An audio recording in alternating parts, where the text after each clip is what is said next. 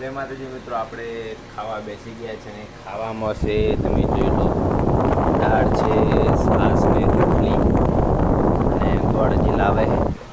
તો તમારે ખાવું હોય તો તમે પણ આવી જાઓ મિત્રો ખાવા. અને કમેન્ટ બોક્સમાં તમે કમેન્ટ કરજો કે તમે શું અત્યારે ખાધું.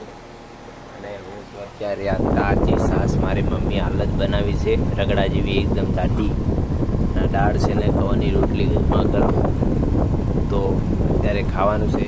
અને કારણ કે અત્યારે બપોરે હમણાં 2 વાગે મારે નોકરી જવાનું છે કંપનીમાં. તો ખાઈ પીને ઘરેને જાઉં તો, કારણ કે 7-7:30 વાગે ખાવાનું હોય એટલા માટે ભૂખ ના લાગે.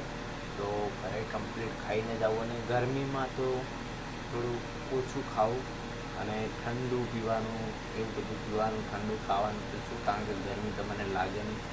અને તમે ગરમીમાં બહુ વધારે ખાઈ લો તો બહુ વધારે ગરમી લાગે મિત્રો. તો આપણે તો આટલું તો ખાઈ જવું પડશે, કારણ કે ખાસું તો કંપનીમાં કામ થશે.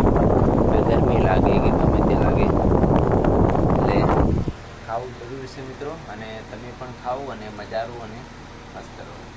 તો મળીશું ફરી નવા બ્લોગમાં. જય માતાજી.